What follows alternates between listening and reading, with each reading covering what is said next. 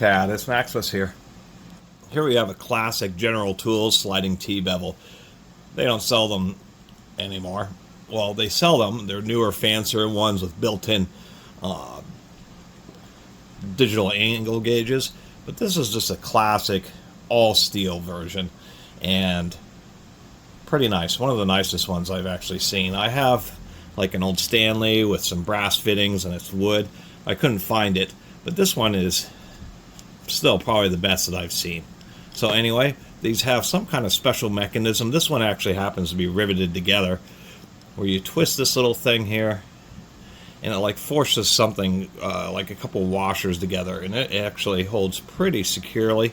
You do have to put a fair amount of tension on, and then this thing will actually stay pretty solid.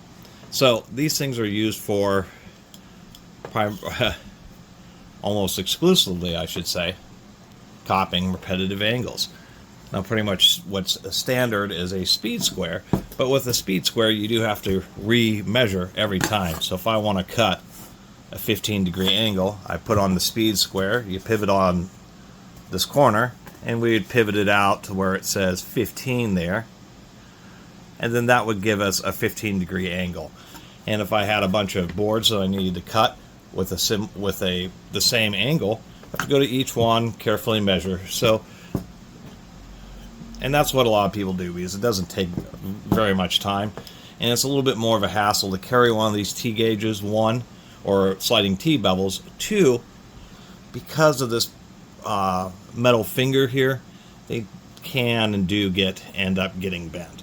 But one of the other nice things about this is that you can put it up against something, measure an angle, tighten it down, and then you can copy it into multiple places. Otherwise, in the case of what we were doing here, we might set it where it's at, or at 15 degrees. I'm just eyeballing it here, and then I can just go up to a piece of material, scribe 15 degrees, go up to my next piece of material where I have, position it correctly, scribe out 15 degrees, and that's really the big advantage to these tools. And so the enamoration was just the fact that this happens to be just a heavy all metal version, and they are still handy today, but they're the kind of thing that a carpenter would have like in the truck, but maybe not in the tool belt unless they really needed it, where you'd almost always have, if you're framing, you'd always have the speed square. The only thing to make note of, this one has seen some use, and that the pinch system does kind of dig into the material a little bit there, but it's not too bad. The way that there's a screw in here, I suppose that you can actually replace this portion here. You just can't disassemble the body. But nonetheless, this thing probably weighs 1 or 2 pounds. It's just a nice, dense, classic version.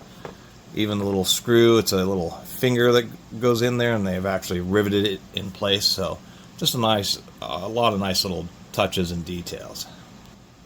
And you just don't see them much like this anymore, so just wanted to make a little video talking about it. Anyway, thanks for watching.